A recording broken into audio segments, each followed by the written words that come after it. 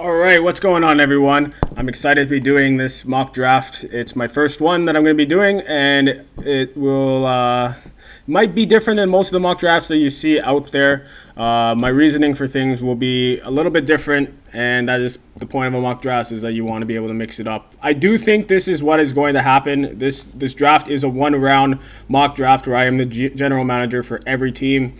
And this is what I would do, and I am going to explain why. So I already have the first pick up there. Joe Burrow, LSU, to the Bengals. I think it's relatively straightforward why the Bengals should choose Joe Burrow here. He had a historical year as far as college quarterbacks go. He threw for nearly 5,700 yards. He had 60 touchdowns versus 6 interceptions, smashing SEC records everywhere. He smashed Drew Lock's 44 touchdown record in the SEC by 16.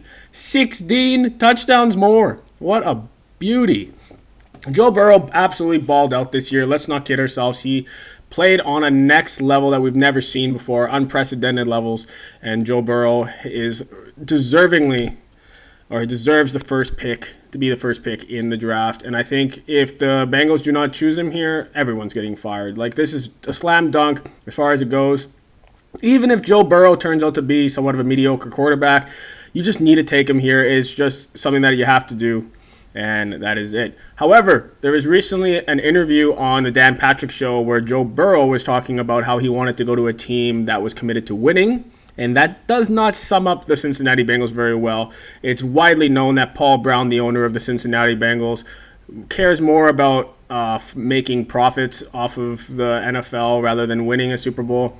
He's very cheap, doesn't really pay his players, and Carson Palmer basically quit on the team when he was the quarterback of that franchise for nearly a decade. And maybe we see something happen where Joe Burrow pulls an Eli Manning and decides to cop out, same thing that John Elway did when he got drafted to the Baltimore Colts and then opted for the Denver Broncos. So maybe Joe Burrow decides to go to the Chargers, or maybe he decides to go to the Miami Dolphins. But, that is an unforeseen thing, so I'm just going to play it straightforward for what we know now. And it's a no-brainer. Joe Burrow is the pick. So, let's go to the second pick in the draft. The Washington Redskins are on the clock. They need a lot of things, but I think you can't overthink this either. You take the best player in the whole draft in Chase Young. I think this is easy.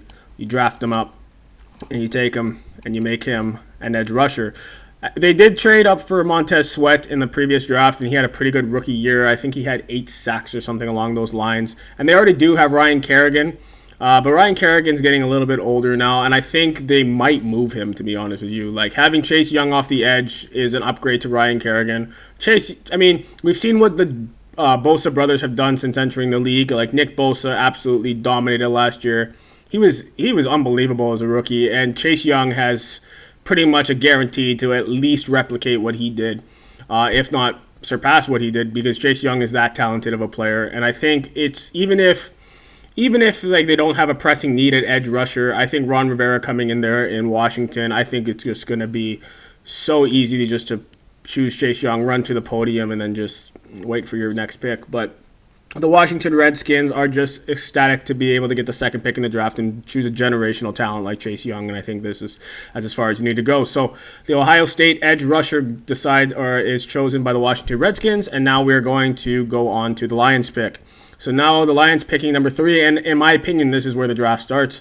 They could go in many directions here, but in my opinion, they made one of the worst decisions last year by trading Traquan Diggs to the Seattle Seahawks, where he eventually became a Pro Bowler, and they got, a 4th or a 5th round for him? Like, absolutely nothing. They just basically gave him away, and I do not see a reason for that whatsoever. And so basically, the Lions could go Derek Brown here. They could go Jeffrey Okudah, or they could go Isaiah Simmons. But for me, I just think they need to go Isaiah Simmons here, and so that's who I'm going to take here. And the reason I chose Isaiah Simmons is because their linebacker picks have not worked out. They chose Gerard Davis from Florida a couple years back, and he hasn't really been what they were hoping. As I said, they traded Traquan Diggs to the Seattle Seahawks, where he became like a Pro Bowl safety, and now they don't really have anybody in the secondary. So Isaiah Simmons can obviously be a chess piece for Matt Patricia to use. And I think he is much more valuable than, say, Jeffrey Okudah or Derek Brown to the Lions, because in terms of cornerbacks, they already had Darius Slay. Justin Coleman played decent last year, and I think obviously they need secondary help as well, but I think that you can get somebody like that in the second round, third round. This draft is really deep for wide receivers, so they're going to go a lot, which will leave out cornerbacks later on in the draft, where they can grab somebody like a Jeff Gladney. They could grab somebody, let's say, like maybe Trayvon Diggs if he falls. There's a lot of options for there, but I think Isaiah Simmons is clearly one of the most versatile players in a long time, and he is just an absolute freak. As for Derek Brown, they already have Snacks Robinson and A'Shawn Robinson in the middle, Snacks Harris and A'Shawn Robinson in the middle of that defense. And so they don't really need, they could obviously use Derek Brown here, but I think Isaiah Simmons is much better value, so that's who I'm going to make the pick here for the Detroit Lions. And now we're on the clock with the New York Giants here. The New York Giants could definitely use a corner. They drafted DeAndre Baker, and he ended up playing decent down the stretch, but he got beat like a drum to start off the year. They let go of Janoris Jenkins, so they don't really have depth at cornerback there. Derek Brown would be obviously an impact player for them, but they already drafted Dexter Lawrence last year, who ended up being a better pass rusher than they anticipated, and they traded for Leonard Williams, even though he is a free agent, but they might bring him back. I could go Jeffrey Okudah here, obviously, as I said. But, you just spent a 6th overall pick on Daniel Jones, which we thought was high at the time, but he ended up playing very, very well. And obviously, you got Jerry Jeudy and CeeDee Lamb still on the board, which is definitely a direction they could go. But they have Golden Tate. Sterling Shepard's one of the best slot receivers in the league. And Darius Slayton actually played extremely well, considering he was a rookie last year. And so I believe they can get, as I said, wide receivers later in the draft that can make impacts for them. So I just don't see any way that you could go away from offensive tackle here. And they have Nate Solder under contract, a huge contract, unfortunately. And he's never played anything but left tackle. And you have Mike Remmers on the right side. And I think Jedrick Wills will come in and be an instant upgrade over him, keeping Daniel Jones upright, creating lanes for Saquon Barkley to run. I just think this is the way you need to go. It's just such a pressing need for the Giants, and I think you take the best right tackle in the draft, and I don't even think it's close, to be honest with you. So now we go to the Dolphins, and it all depends, in my opinion, on what happens with Tua's medical. If he goes to the combine and he checks out and his hip is healing, I think Tua Tagovailoa is easily going to be a Miami Dolphin at the end of this draft. I wouldn't even be surprised if they trade up to 3 to get him and just surrender one of their firsts or whatever they have to do to secure it, just because Tua is that big of a game changer. In my opinion, he is a left-handed version of Drew Brees. And obviously Drew Brees being a top 5 quarterback of all time, I'm not saying Tua is going to be that, but he has that skill level. And I think it's just easy if he is healthy. If he isn't healthy, so say Tua is his hip's not healing, I think Miami will trade down here. They could definitely take Justin Herbert here, or they could stack up on Derek Brown, Jeff Okudah, really whoever they want. But I think if that's the case, they're going to try to trade down and get some value for someone who wants him. But as I said, no trades right now. Tua Tagovailoa is definitely going to be the pick here. So now we got the Chargers. The Chargers could definitely use line help, but I think they already said they're not going to bring back Phillip Rivers, and Justin Herbert is basically exactly what you want when it comes to physical tools in a quarterback. He's tall, he has a pretty good arm, he's mobile, he's really, really smart. When he was at Oregon, he ended up teaching classes as being a student. He ended up being a TA. Justin Herbert is just what you want in a quarterback here, even though he isn't a type A leader like Baker Mayfield and Joe Burrow in this draft. He doesn't have that rah mentality. He's more of an introvert. Seemingly Oregon has a bunch of introverted quarterbacks because Marcus Mariota has the same kind of traits. But Justin Herbert is a better quarterback than Marcus Mariota, in my opinion. Not as good as a runner, but I think he's a much better passer, and he impressed at the Senior Bowl, and I think his stock is soaring. And, I think Justin Herbert is going to be the pick here, especially since they're not bringing back Phillip Rivers. And even if Justin Herbert doesn't start right away, they have a very capable backup in Tyrod Taylor. And maybe they bring in someone like Teddy Bridgewater or Andy Dalton to kind of stopgap him. But who knows? But basically, Justin Herbert's going to be the quarterback of the future for the Los Angeles Chargers. They need to go back to San Diego, I'm telling you. I'm a Broncos fan, and I'm telling you, they need to go back to San Diego. San Diego loves them, and in LA, they're just an afterthought. Okay, so this is going to be probably my first shock of the draft. We have the Carolina Panthers on the clock, and as I said, their top need here is interior defensive line, but they have K1 Shorts, and K1 Shorts was an all-pro level defensive tackle, and they do have Vernon Butler there and Don Terry Post, so they do have some talent on the I can't even speak. Interior defensive line. So obviously Derek Brown would be really good here, but I'm going to run something by you here. So James Bradbury is a free agent at the moment in time, and he's a good corner, but basically behind him they don't have much at corner. And when you have a generational talent in Jeffrey Okudah, he's the best. He's probably the best corner since Jalen Ramsey. Like he's up there with being like an elite level cornerback in terms of potential, and I think like nowadays it's a passing league and you need to be able to shut down the number one receiver. And when you're looking in like that division, you have Mike Evans and Chris Godwin, you have Mike Thomas and whoever they're going to draft this year, and then you have Julio Jones. Like, you got some absolute monster wide receivers in that division, and I think if you do not have a cornerback that can play against those guys, you're going to get torched.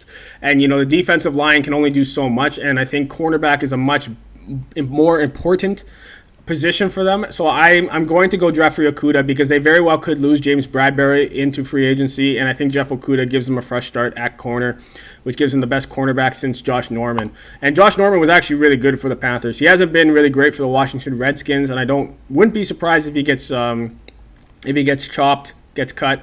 But as I say, Jeff Okudah, I think it makes a lot of sense there, and I don't think Jordan Love is the answer. I think they're going to roll with Cam Newton, and if they don't, they're going to probably bring in somebody as kind of like a stopgap. But I think Jeff Okudah is really good value there. Even though they could go Derek Brown, I would not surprise me whatsoever. I think Jeff Okudah is going to be the pick if he is there. So now we're on the Arizona Cardinals, number 8 overall. You know what I mean? Like, CeeDee Lamb makes a lot of sense here, and it's because Lincoln Riley, Cliff Kingsbury has the connections with Oklahoma, and he's seen CeeDee Lamb at his time at Texas Tech, and Kyler Murray threw to CeeDee Lamb, but my God, that line is so bad. It is really, really, really, really bad. And I think if you invest number 1 overall pick in Kyler Murray and you want him to be healthy, you need to invest in the offensive line. And besides, they drafted 3 receivers last year in their draft. They drafted Andy Isabella in the 2nd round. They drafted Akeem Butler in the 4th round. And they drafted, I think, Keyshawn Johnson in the 6th. But then they still have Larry Fitzgerald and Christian Kirk. So, I mean, they have very capable wide receivers. Obviously, having CeeDee Lamb would be a game changer, but my God, I think you need to grab one of the top offensive tackles. And for me, I think they're going to go Andrew Thomas. Like, I've heard a lot of things on Mekhi Becton, and he is a monster. He's a mover, absolutely. But Andrew Thomas has proven it. And Tristan Wirfs is more of a right tackle, and honestly, he could be an all-pro guard. But I think Andrew Thomas is going to be the pick for the Cardinals because I think he's a solid floor tackle. I think he's going to be a very, very good blindside left tackle. It wouldn't be surprised if they go Mekhi Becton or Tristan Wirfs. It wouldn't be surprising at all. But I'm just going to go Andrew Thomas for this draft because I think he is going to be exactly what they need, protecting Kyler Murray on the left side. And as I said, I gave you my reasons for why they're not going to draft CeeDee Lamb, even though it's a match made in heaven. But so Andrew Thomas is going to be the pick. So now this is where the Derek Brown fall stops. They are losing Marcel Darius. They're going to cut him. Let's look at the other parts of the line. Like, Yannick Ngakoue is going to command like an enormous contract. Who knows if the Jacksonville Jaguars are going to pay him to get some pass rush. Calais Campbell has a huge cap hit, so he might even be a cap hit casualty where they might cut him just based on his numbers.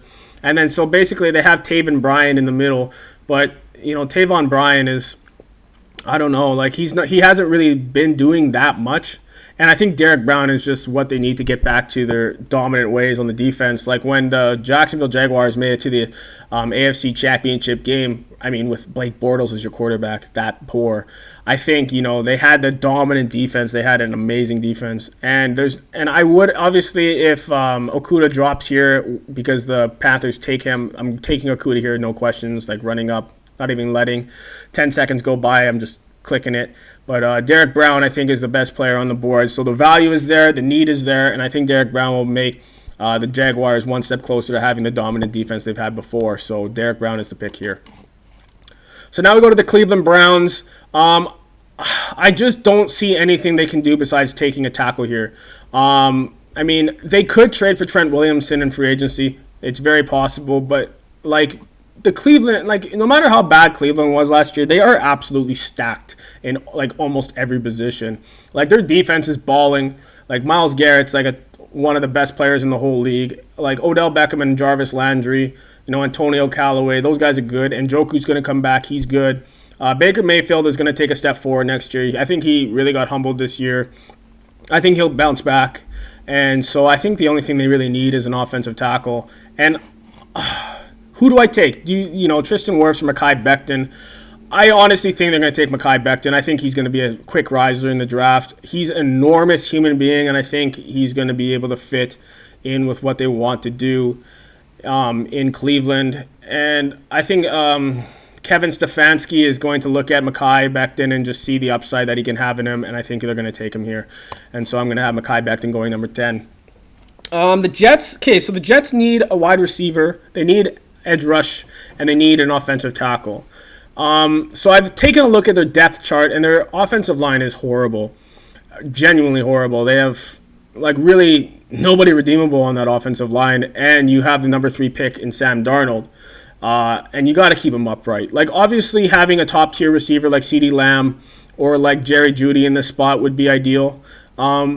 But at the end of the day, if you look at the wide receivers, they're not that bad. If they bring back Robbie Anderson in free agency, then your wide receiving core is Jamison Crowder, who led the team in yards and touchdowns from the slot. You have Demaryius Thomas, if they decide to bring him back. You have Quincy Enunwa coming off a neck injury, but he is solid when he's healthy. And so you have those 4 guys. You have Robbie Anderson, Jamison Crowder, Demaryius Thomas, and Quincy Enunwa as your top 4. To just even as a basis before the start of this, who knows who they can sign in free agency. But this is a very, very deep wide receiver class, and the top level tackles are far and few between in this draft. So I think they're going to take the last strong offensive tackle, Tristan Wirfs, out of Iowa. And so I'm going to give him it here because the Jets need somebody to keep him upright. And yes, they could take AJ Epinesa, or they could take Caleb Von Chason. But as I said, I fully expect them to just be able to keep Sam Darnold upright, and they'll address those needs later in the draft. So Tristan Wirfs is the pick here.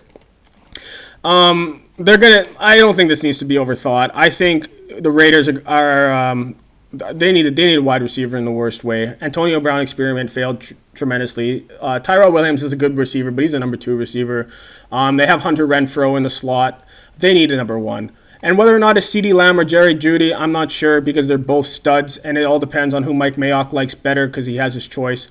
But in my opinion, I think Jerry Jeudy is going to be the pick here. Jerry Jeudy is the best route runner I think I've ever seen in my life. He has different movement skills, like Odell Beckham-like movement skills. And everyone's like, Henry Ruggs is the fastest player in this draft, which he probably is. But Jerry Jeudy is not that far behind. Jerry Jeudy will run low 4.4s, high 4.3s. Jerry Jeudy can fucking run. And he's an unbelievable athlete. So I think they really hit it out of the park. He does have a slight frame. I do think he is under 200 pounds. Yeah, he's 190. He's 192. He's not a very big guy. He's only 6'1" as well, but he is a true number 1 wide receiver, and he is just a baller. And I think in my opinion, he's a top 5 player in this class, and the Raiders are just doing backflips that he's there. So Jerry Jeudy, not overthinking it, bringing him in. The Colts. So the Colts are interesting because people are thinking we need to bring in a quarterback here. Andrew Luck retired, and why am I blanking on his name? Jacoby Brissett just didn't do it down the stretch. We need to bring in Jordan Love. Jordan Love is going to be the pick here. But the thing is that they just signed Jacoby Brissett to a 3-year deal. And Brian Hoyer is the backup as well, and Brian Hoyer is a decent backup. And so they could take like a pick later on, but I think they have other needs. Like when you look at on that D line, their D line needs help. Like Justin Houston is there, but he's getting older. Jabal Sheard is an average rush end, suppose, but their interior, their line is really, really hurting. And they need somebody in the middle to create push in the middle. Like their sacks were not up last year. They didn't finish very, very good amongst sacks. And I think, to be able to help out that team, you need to be able to take, a guy from the interior. I'm going to take Javon Kinlaw here. I could see them taking CeeDee Lamb because CeeDee Lamb is amazing, but they already have T.Y. Hilton. Devin Funchess was on IR, who they signed from Carolina last year, and so he can be there. They have Paris Campbell, who's really, really fast. And so they have some receivers. They obviously could use CeeDee Lamb or a guy like A.J. Epinesa, even Caleb Von Chason, but I think Javon Kinlaw, just the way his stock is rising and just how he can be an impact in that middle and just be so disruptive. He's literally a clone of Chris Jones. He's 6'5", nearly 300 pounds. Oh, he is over 300 pounds. I thought he was only 295. But he's just a monster. And I think they can't go wrong with taking Javon Kinlaw here. And I think that ultimately upgrades the Colts. And I think it really makes a difference on that thing. And as I said, the wide receiver class is so deep. They can grab one in the second round. And who knows what they're going to do with quarterback. They might go to sign Teddy Bridgewater. They might use Phillip Rivers. Who knows if they decide to address it. But Jacoby Brissett is a decent quarterback. And I think once he has like an offseason under his belt, he might be able to do something with it. So I'm going to take Javon Kinlaw as an impact player for the Indianapolis Colts. So now we have the Tampa Bay Buccaneers. The Tampa Bay Buccaneers obviously could use a bunch of things. They could go A.J. Epinesa here. They could go offensive tackle. They could go a lot of things. For me, the way I see it is Shaq Barrett and JPP are both free agents, but they're going to bring Shaquille Barrett back. I mean, Shaquille Barrett just balled out this year.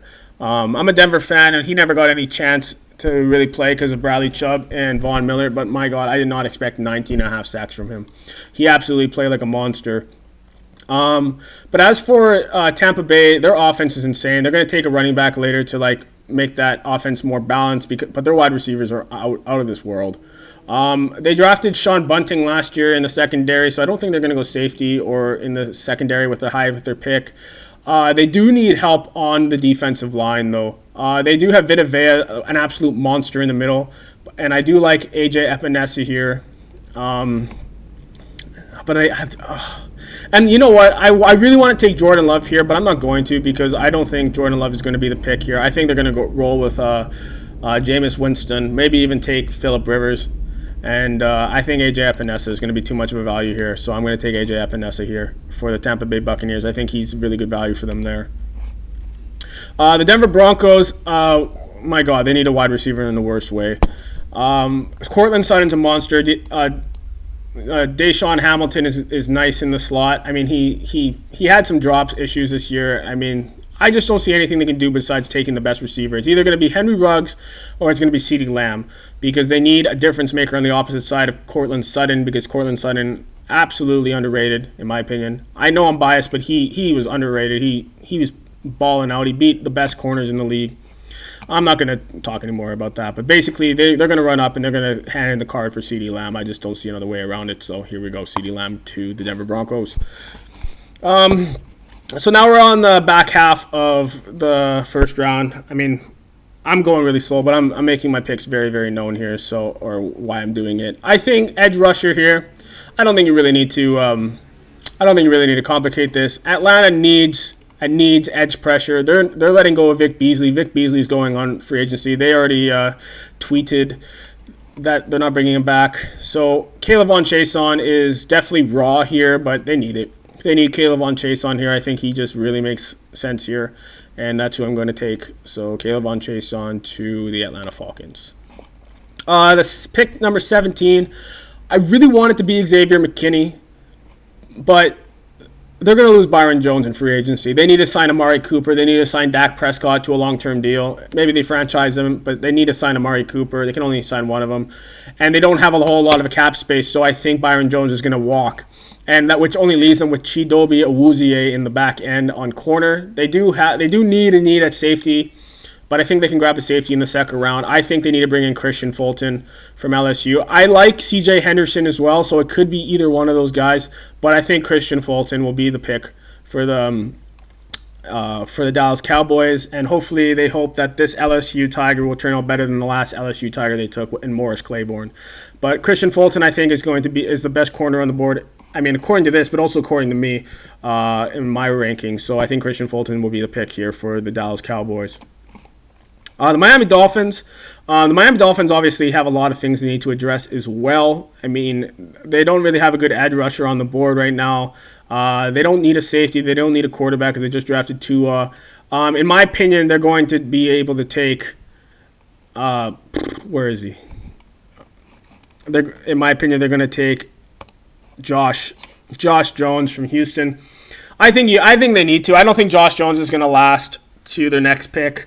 I think Josh Jones is a riser right now. His Senior Bowl was unbelievable, and he is honestly a clone of Andre Dillard that got drafted from Washington State last year by the Philadelphia Eagles, and he went 22nd overall. And I think Josh Jones is a very good tackle as well. He's definitely a drop off from the first four, but he's definitely worthwhile of this pick. And I think Miami has the worst offensive line maybe in the history of the league at this moment in time. So they need all the help they can get on the offensive line after trading Laramie Tunsil away.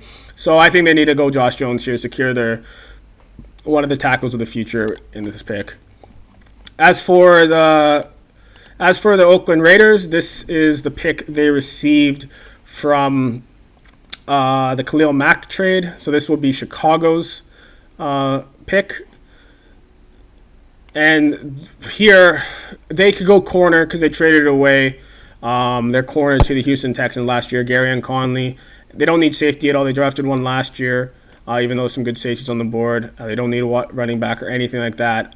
They could draft a linebacker here, and I would give them Patrick Queen because that makes a lot of sense. But I think they're going to go corner here. I think they need to match up with Cortland Sutton and Keenan Allen and Tyreek Hill in the secondary, and I think they really need to have a good one. They do have Trayvon Mullins, but obviously that's only one corner, and I believe he's more of a cornerback number 2. So I'm going to go C.J. Henderson here from Florida for the Oakland Raiders. Oh, they're not Oakland anymore. They're Las Vegas. Oh, that's going to be weird to say. I'm giving C.J. Henderson from Florida to the Raiders. And now we got Jacksonville here. Jacksonville, they could go in a lot of directions. But I think they need to go linebacker here.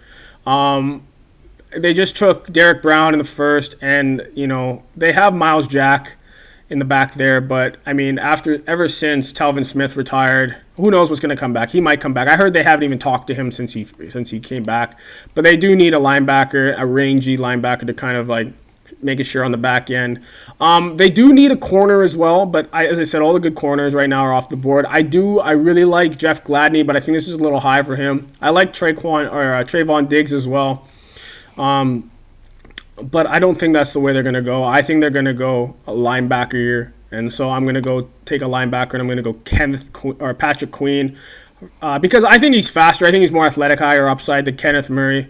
Kenneth Murray is definitely a first-round linebacker in my opinion.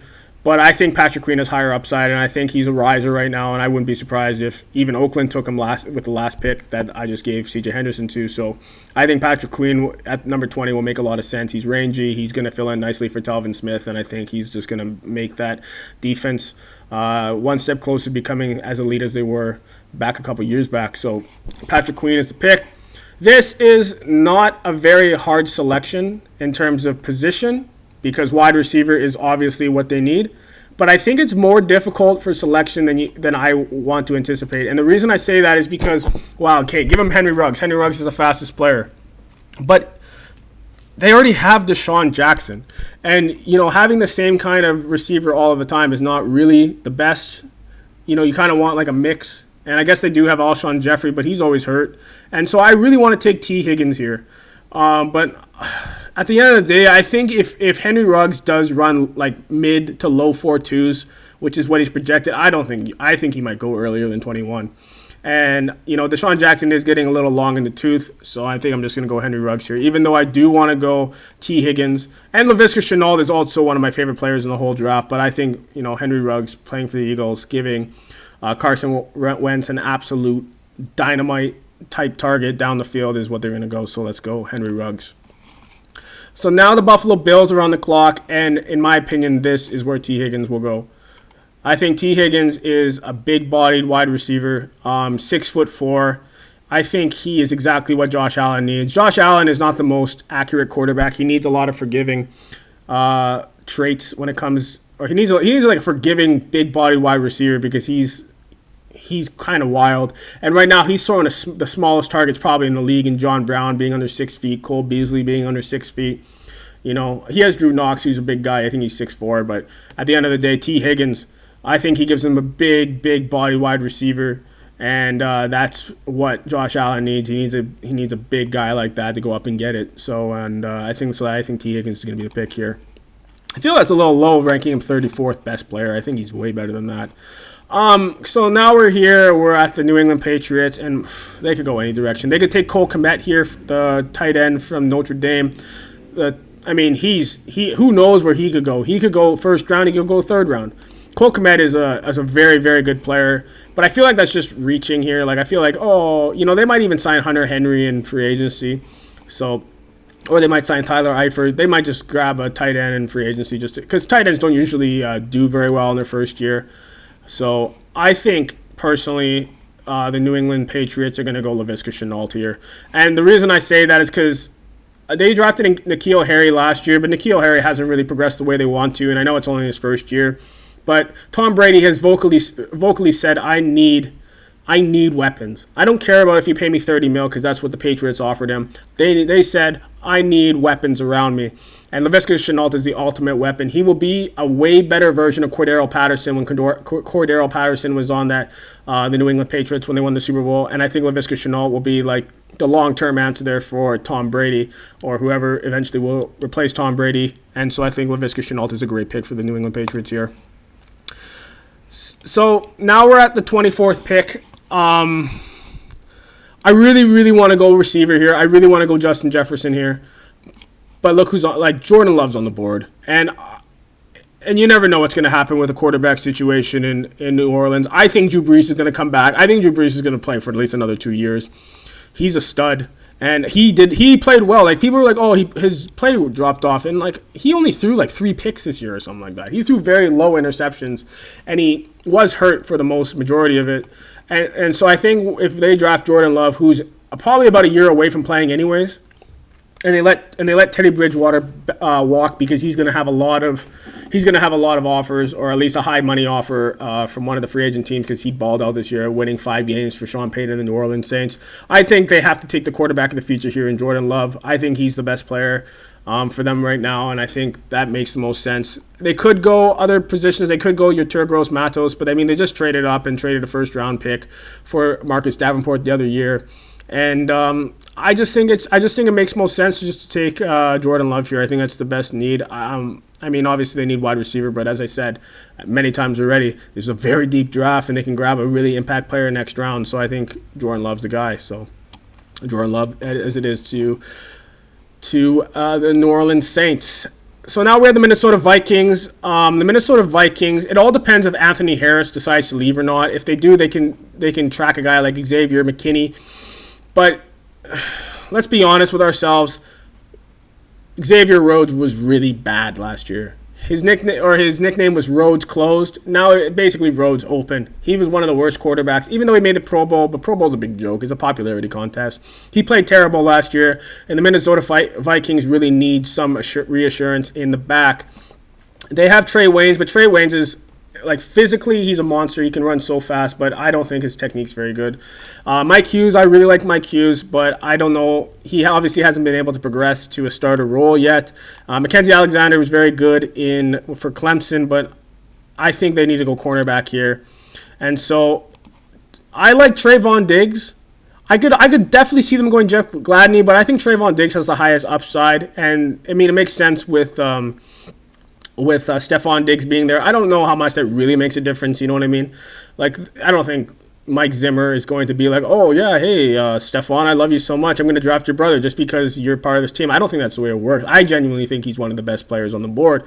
I mean, they could go any player here, but Trayvon Diggs, I think, has the highest upside. He's going to run in a very, very fast 40. His ball skills are incredible. He used to play wide. He got recruited as a wide receiver to Alabama, switched over to cornerback, so his ball skills are elite. And I think they're going to be able to have a guy like him come in and really make an impact for that defense. And hopefully Xavier Rhodes bounces back, because I'm a fan of Xavier Rhodes, but even though I just bashed him, but I think Trayvon Diggs is going to be the pick here. So now we're back to the Miami Dolphins, and now, I mean, they could use so many things, and I mean, people want to say like running back makes sense here, but I think they're gonna wait on a running back, to be honest with you. I mean, there's some decent running backs. They could take DeAndre Swift here, but I think they should take Yetur Gross-Matos here. In my opinion, he's going to be a young edge rusher. I think he's very good. I could even see them taking, what's his name from Notre Dame. Give me a second here. Aquara, I believe his name is. Yeah, Julian Aquara. He's rated pretty low, but he's a monster. He's a very, very good player, and I just think Yetur Gross-Matos makes sense here. I mean, he's the 26th ranked player on this big board, and I think he's a little bit higher on my big board. I think he's 23, but I just think this makes sense for the Miami Dolphins. They need help. They do need help all over the board, and I think Yetur Gross-Matos makes sense. I mean, if you want to take a running back here, you can go for it, but at the same time, you're like Jonathan Taylor, DeAndre Swift, J.K. Dobbins, Cam Akers, Clyde Edwards-Helaire, they're going to be there in the second round, or at least some of them will be. So unless you have an absolute preference on who you want, then you take him here, like maybe DeAndre Swift. But I think that Yetur Gross-Matos in the long run will have a greater impact, because you can find gems in the late rounds with running backs. You know, Phillip Lindsay from my Denver Broncos was undrafted. You know what I mean? And you can find studs all the time, and running backs fall too. Like David Montgomery was high on my board last year, and he ended up falling to the third round. Alvin Kamara, third round. You know what I mean? Like these players fall when it comes to running backs. So, and besides, we're seeming to get away from taking running backs in the first round unless they're absolute studs like Josh Jacobs last year, you know, and Saquon Barkley and all that kind of stuff. So Yetur Gross-Matos is my pick here. Seahawks, you never know. You genuinely never know with the Seahawks. They could go anything. I mean, they took LJ Collier last year, and I'll be honest with you, I did not expect that at all. They took Rashad Penny the other year. They could take anybody. They could take Cole Kmet here as a tight end because their tight ends can never stay healthy. They could take an edge rusher here because Jadeveon Clowney's up in free agency. But I think they're going to go interior defensive line here. Sorry, they're going to let Jaron Reed walk in free agency. He hasn't been what they wanted him to be. Poona Ford, he's sick. They're going to bring him back. But they just have a lot of questions on that D-line. I think, they might as well grab a D lineman. They could grab Neville Gallimore here. I like him there. Ross Bladlock is good. They just drafted TCU player last year. So I have them going interior defensive line here. I think Neville Gallimore is a high effort player that will really work in Pete Carroll's defense, and I think he's going to be a stud there. For the Seahawks, I think he's going to be able to turn into something really nice. Neville Gallimore is my pick to replace Jaron Reed and to really give themselves something on the defensive line. So the Seahawks will draft Neville Gallimore from Oklahoma. So here we go. We got the Baltimore Ravens were dominant last year. They were absolutely amazing last year. And, who knows where they can go. They could go safety here. I mean, they have Xavier Bikini and Grant Delpit on the board. I feel like they need to go linebacker here. I think Kenneth Murray makes the most sense. They do have Justin Jefferson as well. They just gave Willie Snead a contract for a couple more years. I think Willie Snead is obviously at best like a third or a fourth receiver. They have Hollywood Brown. They have they probably have the best tight ends in the whole league. But as I said, it's a deep draft at wide receiver. They could draft somebody next round, and I think the linebackers are quite weak in this draft, so I'm going to give them Kenneth Murray. I think Kenneth Murray would help them immediately. I don't think there's an edge rusher on the board that I want. Terrell Lewis, I think that's a little high for him to go. Okwara, I could definitely see him going here. But I think that Kenneth Murray is definitely a really good pick for the Baltimore Ravens here to kind of forget about losing C.J. Mosley to free agency, so Kenneth Murray is my pick here. So here we go with the Tennessee Titans. Honestly, I took a look at the Tennessee depth chart, and it is fairly solid all over the board. If they were going to sign Jack Conklin this offseason, like their offensive line is stellar. They're probably going to bring back Derrick Henry and Ryan Tannehill. And their wide receiving core really came together. I don't think they need anything on offense, to be honest with you. I think they more need defense. The Tennessee Titans have like a really good team overall, but their defense definitely needs more help than their offense does, in my opinion. They had a very solid defense, I'm not going to lie to you, but they do have some holes. They got an absolute steal in the draft last year. I mean, they obviously had to sacrifice with Jeffrey Simmons being literally a top five player in that draft last year. He had that injury and that off-the-field issue going into high school where he had domestic violence case. But he's going to be able to be a good player for them once he's fully healthy. Kevin Byard and Kenny Vaccaro on the back end are exceptional safeties. Exceptional safety pairing. Kevin Byard's amazing. Kenny Vaccaro is pretty decent. But their cornerbacks are definitely the weakest part of their team. I mean, they paid a lot of money for players, in the cornerback position, but they got roasted last year. Like the Super Bowl MVP, should have been MVP, Malcolm Butler. He hasn't been playing that well. Logan Ryan, who they brought over from New England as well, played really bad. I'm almost certain he's a free agent as well. Adoree Jackson is a track star, but he's average in my opinion. So they do need a cornerback in my humble opinion here. And I'm gonna give them Jeff Gladney. I'm very high on Jeff Gladney. I think he's a very good corner. I do like Jalen Johnson from Utah as well. He's very long. Damon Arnett, I think, will go as a solid second-round corner. I don't think he's a first-round guy. Jeff Gladney has great feet. He's a little slender, but I think he's a good player, and I think in the back end of Tennessee, I think this is a good value for them. So I'm going to take Jeff Gladney here. For the Green Bay Packers, it's hard to say what they're going to do because they could very well draft a wide receiver here. They could very well draft a tight end here. They could draft a linebacker. They could draft a lot of things. They don't really need too much. And if they think that they want to draft Aaron Rodgers to kind of let him sit underneath like Favre did for a few years, they could draft Jacob Eason here too. But I'm not going to do that. I think that's a waste of a pick. I mean, obviously the Green Bay Packers made it to the NFC Championship game last year, so they're very competitive. But I think they fell short on the wide receiver pool. And I think Justin Jefferson here is a really good pick. I think Justin Jefferson is a great wide receiver. I really do.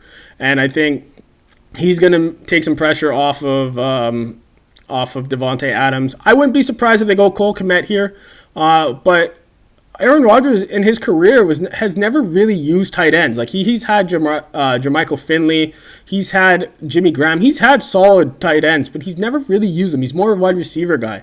Like if you look at who he's made into stars, man, he's made into stars like Greg Jennings.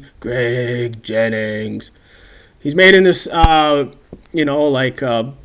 Devontae Adams, James Jones, Randall Cobb, Jordy Nelson, absolute monsters. And they've all been second-round guys, but I think Justin Jefferson here is a really good pick, and I think he's going to be a very good complement to Devontae Adams. And so I'm just going to go with Justin Jefferson here. So now we got the last two picks. These teams are both stacked. Let's not kid ourselves here. They're both really, really, really good teams. I could see them going in a lot of directions. If I think San Francisco could take a center here, I could see them taking Ruiz here from Michigan, or I could see them taking Biadasz here from Wisconsin as well. But I don't know how big they are on Jimmy Ward and Jaquiski Tartt. I think that this is a very good value for a safety here. I could really see them going this direction. Grant Delpit and Xavier McKinney are both on the board.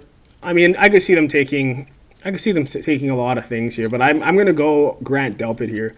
I think Grant Delpit has a chance to be like a very good steal at a safety position, kind of like Derwin James was for the LA Chargers. I just think this is just great value for him. I mean, he most likely will slip into the second round, but I'm a Grant Delpit fan. Like, who knows? Who knows why he was down year, but I think he's great value for the San Francisco 49ers here, so I'm going to take Grant Delpit.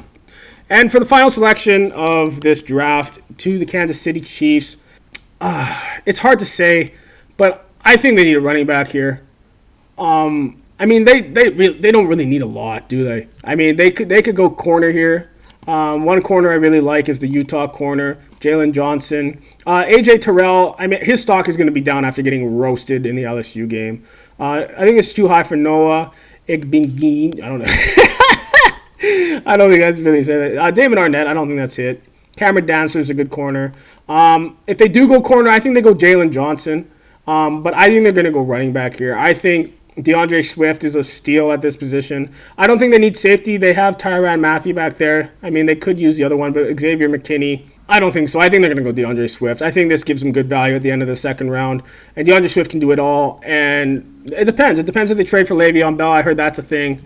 But you never know. I mean, I'm not going to predict trades. So I think as a picks, the Kansas City Chiefs select DeAndre Swift to end the first round. I could see a team trading up to get Jacob Eason on a 5th year, but as I said, no trade. So DeAndre Swift. So that is the end of the mock draft. Hope that you enjoyed this. Obviously, it's long, but I wanted to give some decent explanations about everything.